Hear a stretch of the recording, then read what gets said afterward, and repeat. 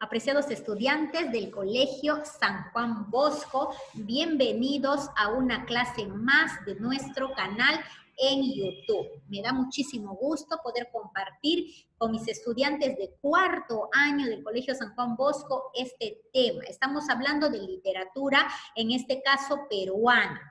Hoy corresponde ver la literatura del virreinato. Ya estamos viendo la literatura del virreinato y ahora vamos a estudiar los representantes de la literatura del virreinato. He tratado de poner un fondo ahí, miren ahí esa vestimenta de las personas de la época virreinal y vamos a hablar de dos representantes. La clase pasada hemos estado viendo un poquito acerca de Juan del Valle y Caviedes, ¿cierto? Estábamos hablando acerca de él. Ahora, vamos a recordar en este momento que él es uno de los escritores que nació en España. Él tiene la nacionalidad española, pero se trasladó a América a una temprana edad. Por eso es que es considerado dentro de la literatura del virreinato. Su formación es autodidacta. ¿A qué se refiere en este sentido? ¿Por qué decimos que es autodidacta?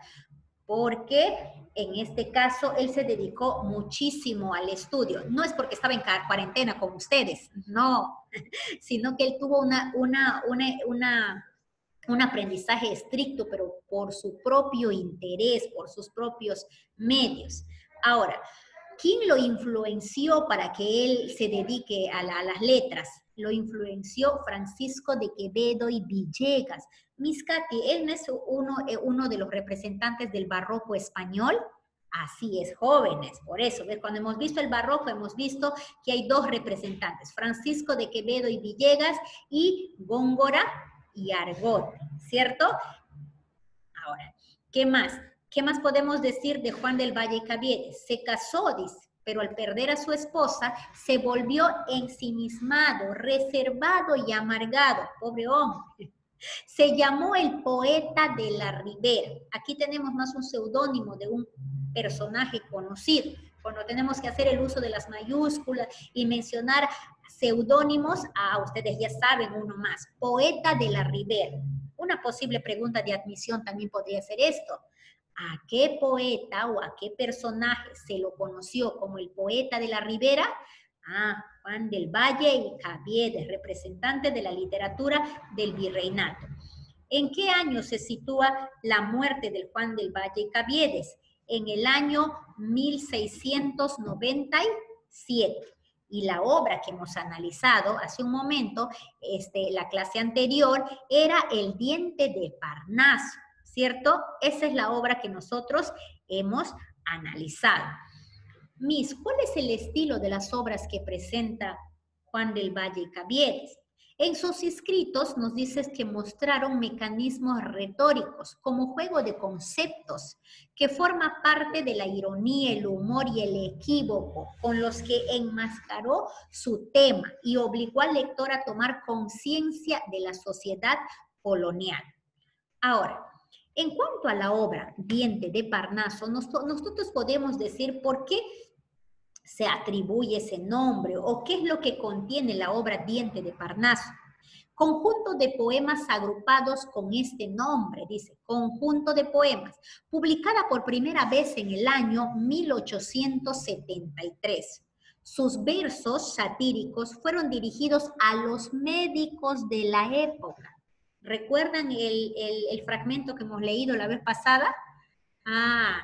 Hacía referencia a que los médicos no pronostiquen nacimientos, ¿no? Que pronostiquen enfermedades, más no el sexo del nacimiento de una persona, porque se van a equivocar. Ahora, ¿a qué hace referencia específicamente este título? Porque es simbólico. Primero, se debió a la arbitrariedad de Caviedes.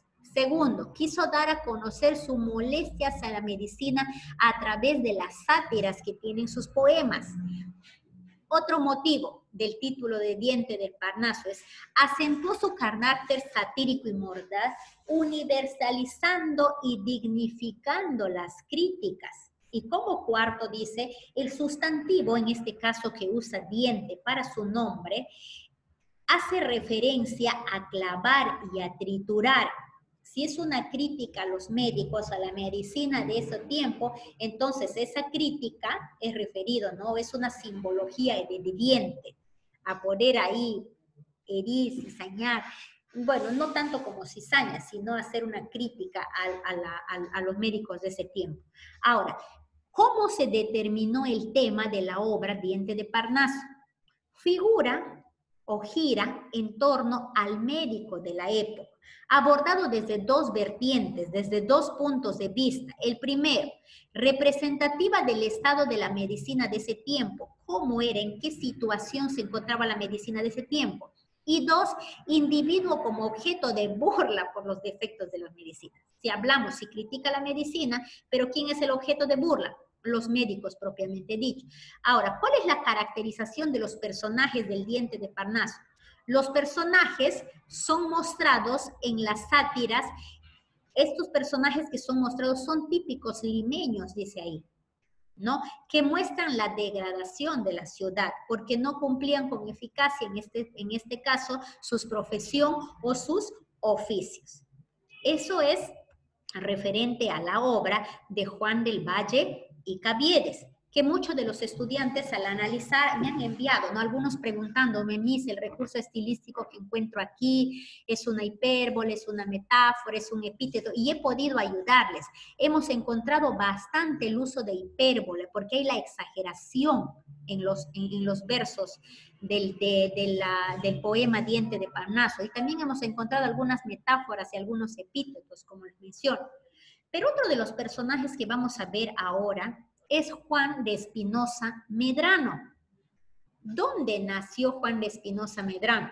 Nació en el Cusco, pero su infancia, jóvenes, nos dicen que pasó en Moyobamba, que pertenece al departamento de San Martín.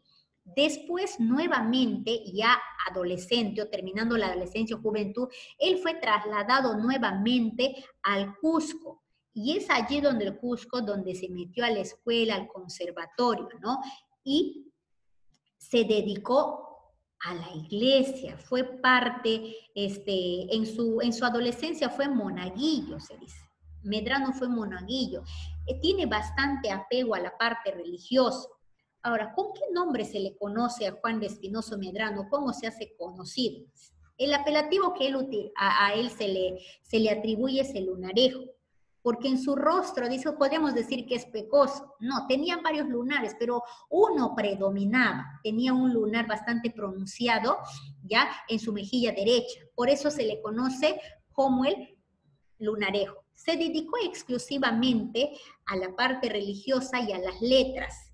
Se dice que antes de los 18 años, dice, ya escribía autos sacramentales, que es una especie propia, una especie menor del género dramático teatral, y dominaba 3 idiomas, por si acaso. Dominó el quechua, dominó el castellano y dominó el latín. 3. Y también nos dicen que él también tenía conocimiento, ya, del latín y el griego. Se dedicó bastante a los estudios, sobre todo porque estaba pegado bastante a la Iglesia Católica, a la parte religiosa. ¿Cuál es el seminario que estudió? El seminario de San Antonio de Abad en Cusco y en la Universidad de San Ignacio. Son los lugares donde él se dedicó a estudiar. ¿Qué más puedo decir, profesora, en este caso de Juan Espinosa Medrano? Vamos a mencionar entonces acerca de sus obras. ¿Qué obras escribió este personaje? Primero, en sus ensayos tenemos Apologético en favor de Luis de Góngora y Argote, y su segundo ensayo es La Novena Maravilla. En teatro, ¿qué obras escribió? Autos sacramentales y comedia. En los autos sacramentales podemos ver que escribió 3, El hijo pródigo, El rapto de Proserpina, El sueño de Endymión y la comedia El amar su propia muerte. Pero ¿cuál es la obra con la que él se hace conocido? Juan de Espinosa Medrano se hace conocido con el ensayo Apologético en favor de don Luis de Góngora y Argote. Vamos a recordar quién fue Luis de Góngora y Argote. Ah, es representante del barroco. Hace un momento hablamos de Villegas. Caviedes se influenció por Villegas. Y Medrano, Espinosa Medrano, se influenció de Luis de Góngora y Argote. Tanto así que él escribe una obra defendiéndolo, porque en esa época Luis de Góngora y Argote estaba siendo muy criticado en España. Vamos a hablar un poquito, jóvenes, de esta obra que hoy vamos a analizar. ¿Cuál es el título de la obra? Apologético en favor de don Luis de Góngora y Argote. ¿De qué nos habla esta obra? Se trata de una defensa, dice, por parte de Espinosa, del gran poeta español Luis de Góngora, contra los ataques de un crítico burgués, Manuel Faría de Sousa. En esta obra, Juan de Espinosa Medrano deja claro que posee profundos conocimientos sobre Luis de Góngora y Argote, sobre el código culterano. ¿Por qué menciona aquí el culterano? El culteranismo es un movimiento, ¿no? Y su representante es Luis de Góngora y Argote, que dispone, dice, de una idea clara sobre el objetivo y procedimientos de la crítica literaria, concebida por el doctor Sublime como una disciplina científica. Ahora, Medrano, en el hecho de defender a Góngora, le proporcionó, dice, la oportunidad de demostrar que desde la periferia también se podía escribir de forma culta, no solamente en España. Recuerden que una de las características de la literatura del virreinato es que ha sido influenciada. Yo les había dicho que es una copia de las corrientes europeas, por eso hablamos del neoclasicismo, hablamos del barroco, ¿cierto? Ahora, Medrano escribió motivado por la defensa del modelo barroco como ejemplo de superioridad, a la par que por la alabanza de la originalidad de la cultura indiana frente a la europea. ¿Está bien? Yo aquí, chicos, he puesto un ejemplo de la obra de Juan Espinosa Medrano. Hemos puesto como ejemplo la sección 5. Ustedes tienen en el libro de actividades en la página 42 esta lectura. Y vamos a analizarla nosotros. ¿Está bien? Yo les podría hacer una pregunta de reflexión a cada uno de ustedes. ¿Qué personajes de la literatura ustedes admiran? ¿A qué personajes admiran? Yo podría decir que mi personaje favorito de la literatura, vamos a hablar de la española primero, es Miguel de Cervantes Saavedra.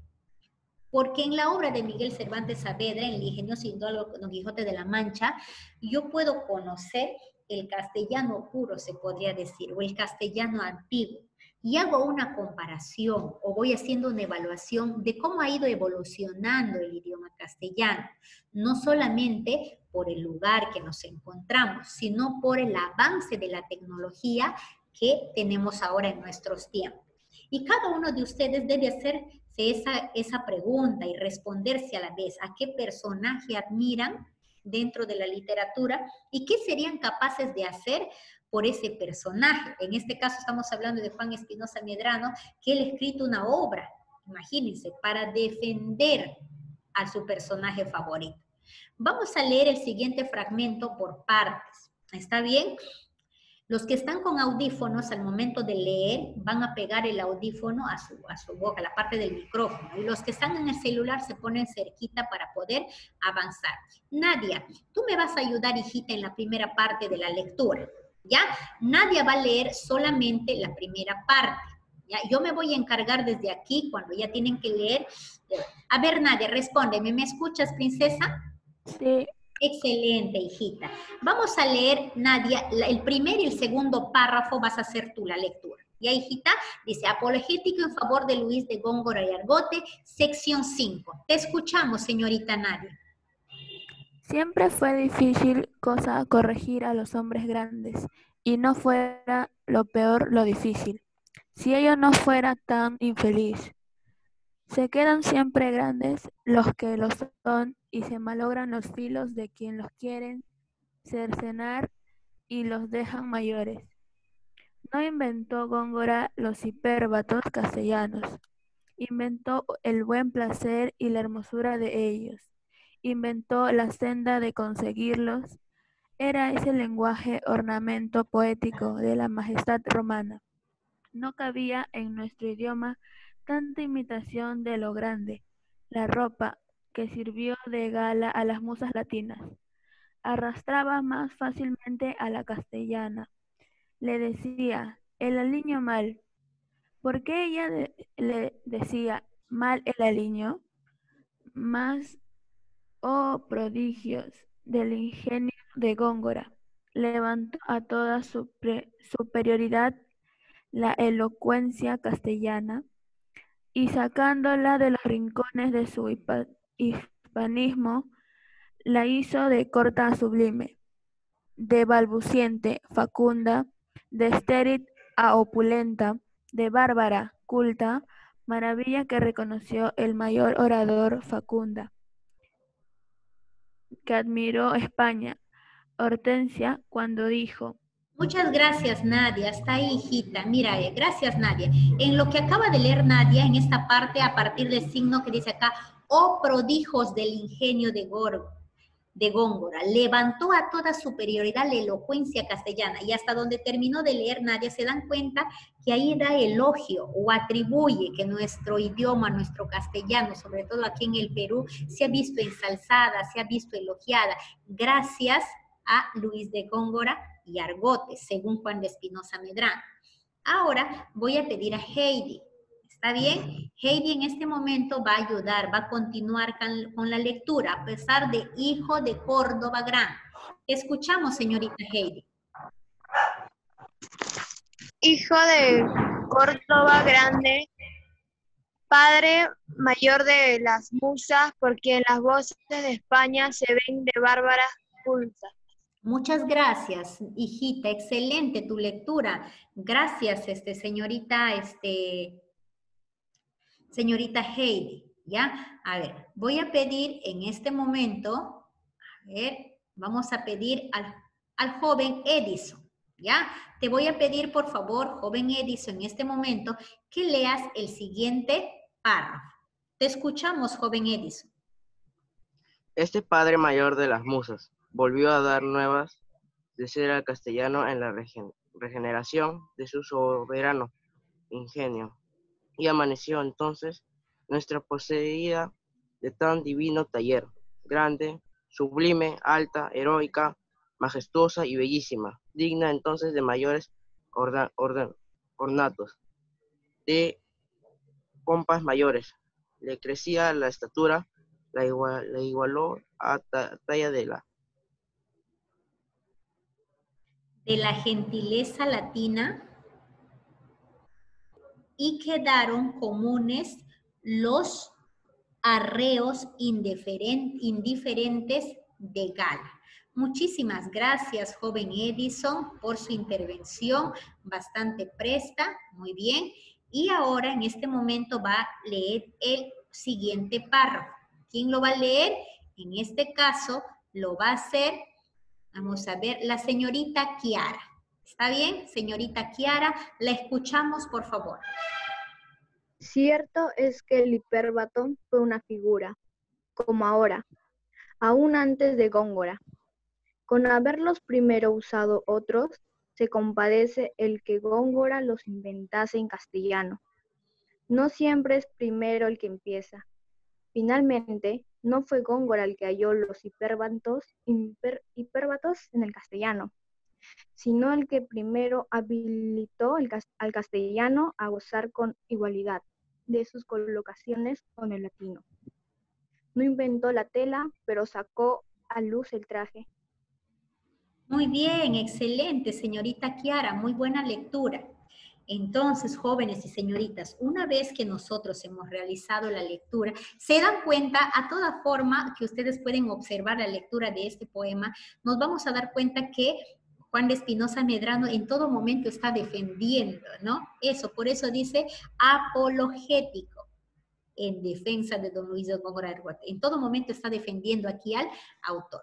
Ahora, dice aquí la indicación del libro: identifica y escribe los elogios que exprese el autor a Góngora.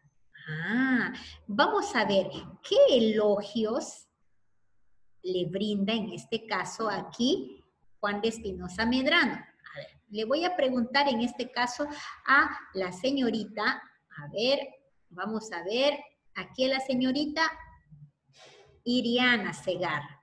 Irianita, ¿qué elogio puedes encontrar tú en este texto? ¿Ya?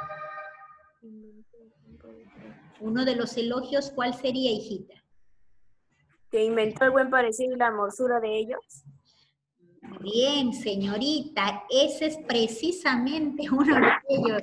Excelente, yo sé que están analizando. Ese es el primero, ¿no? Inventó el buen parecer y la hermosura de ellos. Cuando dice de ellos, ¿a qué se refiere? A los hipérbatos, ¿ya? Entonces escriben ahí en la letra A.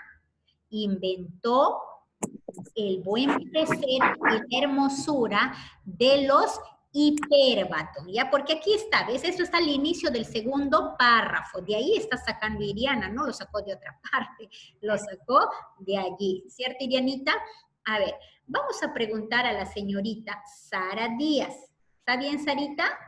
¿Sarita está ahí? Sarita, ¿qué otro elogio puedes encontrar tu hijita aquí en este texto?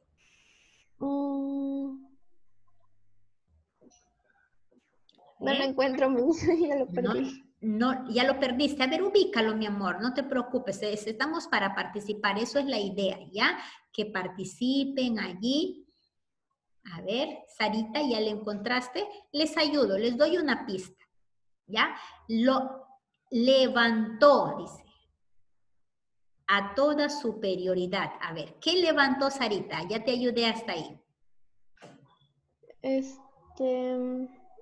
¿Cómo se dice? Ahí está. Levantó a toda superioridad. Aquí está, mira. Mira, Sarita, estoy señalando en el segundo párrafo. Levantó a toda superioridad la elocuencia castellana. ¿Ya? Lo van resaltando ahí y también lo van poniendo acá como letra B. ¿Se acuerdan? Esa parte leyó Nadia, ¿sí? ¿Se acuerdan? Y yo dije, mire, y leí esa parte. Oh prodigios del ingenio de Góngora, levantó a toda superioridad la elocuencia castellana, ¿cierto? Eso, lo resaltamos y ponemos en la letra B. Vamos a buscar un elogio más. ¿Ah? ¿Cuál sería otro elogio? Ve, les voy a dar la pista. ¿Qué les parece? ¿Está bien, chicos? Dice igualó, eso sería el verbo. ¿Qué igualó? A ver, ustedes me dicen, ¿ya? Les doy la otra palabra, la poesía. Igualó, a ver, ¿ya? ¿Quién me levanten la manito? ¿Cómo les voy a ver sus manitos si no, pues si están sin la cámara? A ver, licenciado, ¿usted ya encontró esa parte? Estoy buscando, profesora, ahora lo encuentro. Muy bien, excelente, licenciado, ahí está. Señorita Mara, ¿usted ya lo encontró? Todavía. Muy bien. A ver, vamos a avanzar, ¿ya? Les digo. No lo veo. Igualó la poesía castellana a la talla de la poesía latina. Aquí está, latina. Muy bien, joven, excelente. Joven de la Cruz, está atento, ¿ves? Exacto. Vamos, entonces escriban eso ahí, resáltenlo y luego lo van a escribir en la letra C. Igualó la poesía castellana, ¿ya? A la talla de la poesía latina. Algunos me están diciendo, ¿no? Miss Katy, pero ¿dónde está eso? Ay, chicos, pero hay que leer, pues yo les estoy señalando uno por uno. Entonces, ustedes tienen que buscar, hay que leer, estamos atentos. Antes de continuar, queridos hijos, voy a decirles algo. Realmente a mí me da mucho gusto poder compartir las clases con ustedes. Para nuestros amiguitos del YouTube, muchas gracias por acompañarnos en la emisión de esta clase de cuarto de secundaria. Representantes de la literatura del virreinato, 2 representantes. Vamos a seguir estudiando acerca de esto, pero con ustedes, amiguitos, nos vemos. Me quedo solamente con mis chicos de cuarto año de secundaria del Colegio Bosco. Nos vemos.